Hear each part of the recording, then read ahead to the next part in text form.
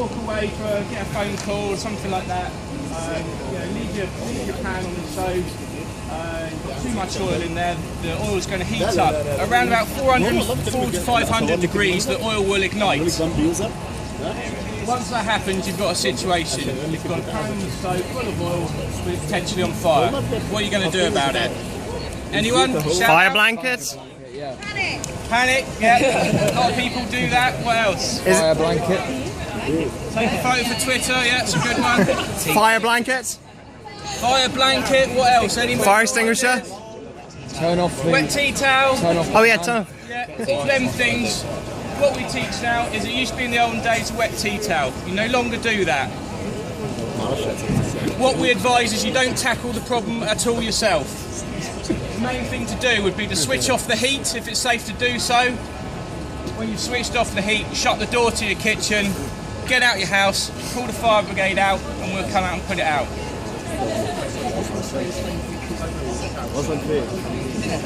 Basically stick to oven chips and you'll be fine. Right. Yeah, exactly. Gather in if you That's can't the hear. best method. Yeah. So basically we're saying, yes, get out, stay out, call the fire brigade out. The potential for this to go wrong by tackling yourself is enormous. We've seen people trying to put fire blankets over, they haven't been trained how to do it, wet tea towels. They put out the fire, but they've got burns to their face, they've got soot all over their face, burnt fingers, or worse, they can knock the pan off the stove, try walking out with it, burns their face, their wrist, they drop it, you've got a house on fire then. So, you might think you can tackle it yourself, but the best thing is to leave it. Leave it, call us out and let the professionals deal with it. At the moment, we're just waiting for this pan to heat up. Like I said, it's about 400 or 500 degrees, that oil will just auto-ignite. See now it's starting to smoke off, so it's getting there, a few more minutes and we shall see what happens. So there's a key indication that you need What to this is demonstrating is the danger of putting water on an oil-based fire. Some people might panic, think, oh my pan's on fire, go to the kitchen sink, get a cup full of water and chuck it on it. It'll just evaporate It's instantly, the worst won't thing you it? can possibly do, and you will see why in a minute. Everyone's kitchen, how big's your kitchen? Very small, is it? Especially if you live in the halls of residence now, you saw like 6x4 kitchen, something like that. The fireball that can come out of here, if the conditions are right today, would engulf you and the whole kitchen. There would be no escape from it.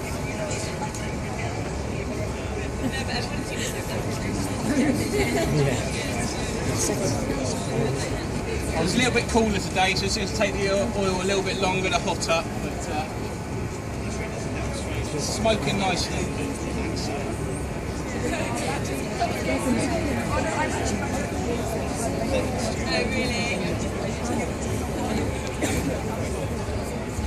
Also, if you're going to fry an egg, do it quickly. Yeah.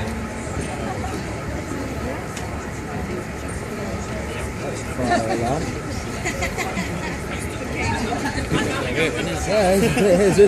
It is. I'm guessing you advise us just to stick to oven chips, it's safer, right? Yeah, oven chips, yeah, that's a lot safer. Quite easier, to be honest, as well. You can see we've got a wok on there today. Doing chips the old-fashioned way, people don't do it much anymore. This gentleman says you've got oven chips now and that, but there's also, cooking oil, frying pans, woks. That's where potentially you could get this problem. So it's just not limited to cooking chips on the stove. Frying an egg, for instance. Frying an egg. Yeah, like I was doing that last night. So. Everyone loves a fried egg. Exactly. I'm guessing there's... Getting there, mate. Has anyone experienced a fire here? No? Anyone experienced a fire at home, in the kitchen, anything like that? Oh, right.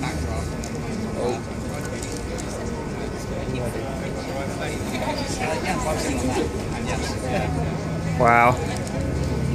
If you see a pan like this, make sure it's turned off as soon as possible. Trying to put it out yourself, you can see how much oil burns very dirty. So if you're in the kitchen, it will quickly get full of smoke. The smoke is very sticky, it'll stick to the inside of your lungs, your nose, So it's that smoke inhalation. Anyone that's burnt their toast or whatever, gone in, you get that cough at the back of your throat. Well, oil is 10 times worse. It really gets into the back of your throat, and you've been coughing quite hard just from breathing a small amount of oil smoke in. He's about to go.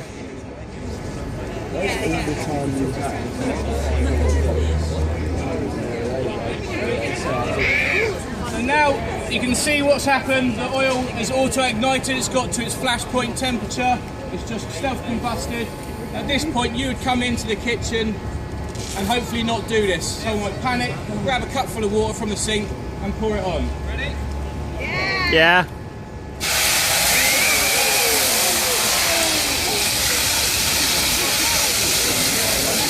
I think the point's been made there.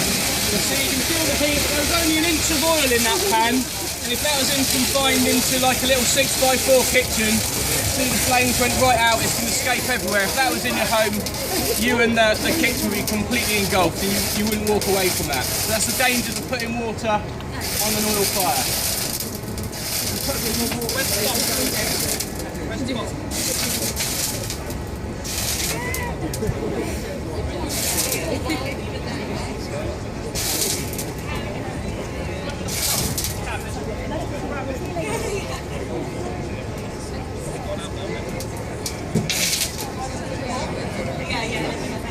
Makes sense when you think about it. Water boils at 100 degrees, and that's well over that temperature.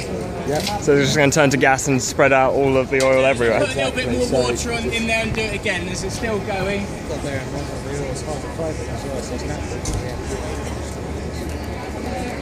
And even before it auto ignites, think about how full the kitchen will be of smoke. And by that point we'd all be dead. Don't leave. Cooking unattended. Jesus, the smoke. Photo opportunity. Camera's ready. Okay, right.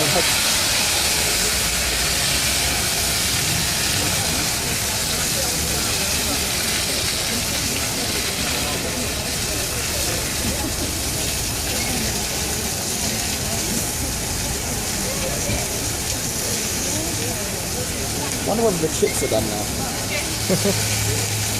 Okay, so you've seen what happens. burnt to So crisp what now. do if you get a fire in your kitchen involving oil? Yeah. Okay, did everyone hear that? Yeah. So turn the heat off if it's safe to do so. Get out the kitchen, shut the door to your home, and call the fire brigade out and wait for us to get there and deal with it. And never ever put water on it. Never put water on it. Thanks very much for watching.